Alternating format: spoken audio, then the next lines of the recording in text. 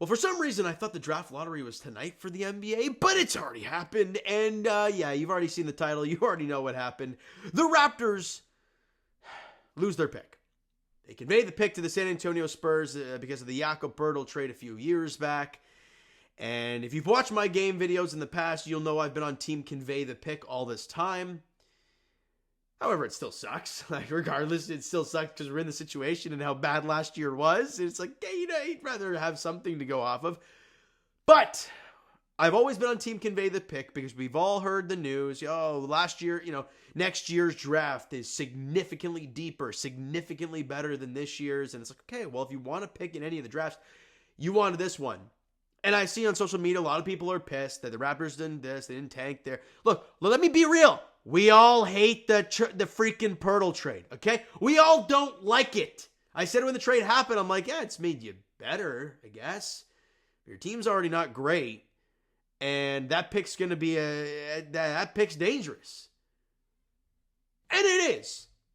So the reason I'm on Team Convey is I want this over and done with. Because I don't want to talk about draft lottery and, you need to be in this seed. No, I don't want to talk about that next year. So it's done. Kaput. You don't have the pick. Gonzo. We can worry about our own stuff next season. If you tank and things go sideways, you have your pick. Sure, I wanted the top 5 pick. Sure, we would love to have the first overall pick and get the luck of the Atlanta freaking Hawks, who played in the play-in and had a 3% chance to get the number 1 overall selection, and they got it. Crazy, crazy stuff. And this is what the draft picks look like.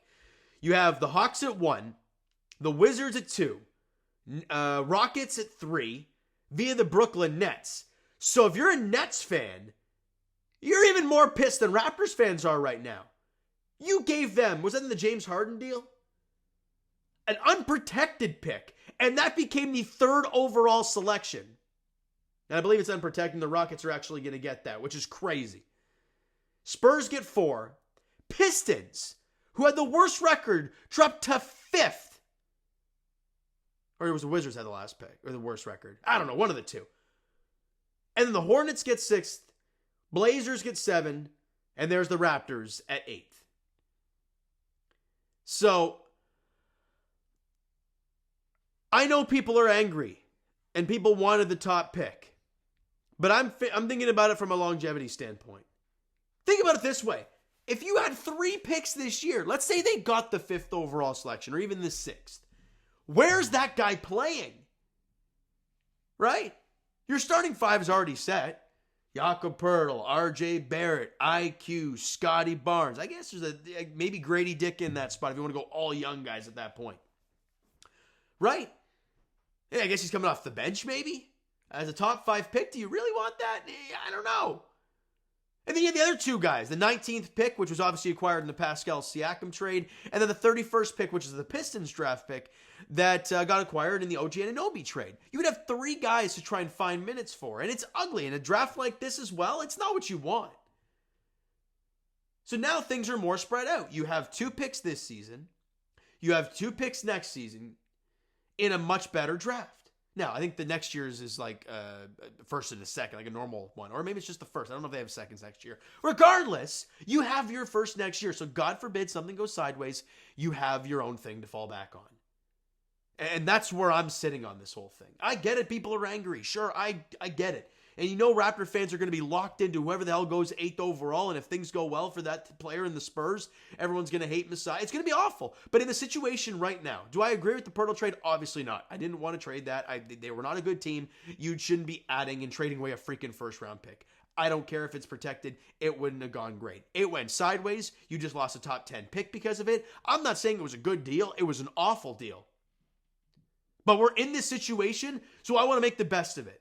So in the long-term health of this franchise, odds-wise, this was the best move. This was the best option. Lose the pick, have your stuff next year, and then see what happens. It could go sideways. The guy you pick up next year could be awful, and the guy that the Spurs picked this year could be great. That's the draft. It's a lottery for a reason. All right?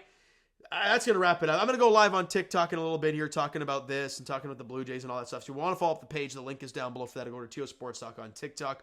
All right, so you know what, guys? That's going to do it for this one. If you enjoyed the video, and hell, if you're on either side of it, hit that like button. Also, the subscribe button if you haven't done so already. Hit the comment down below your thoughts on the Raptors not getting their their personal first round pick this season, and your thoughts on the conveying the pick and all that stuff. Let me know in the comments down below. Twitter, Discord, Instagram, and of course TikTok is down below, so follow up there if you haven't done so already. And I will talk to you guys Jay's edition tomorrow, talking about, Jays and Orioles 6:35 in Camden Yards, which is gonna go great.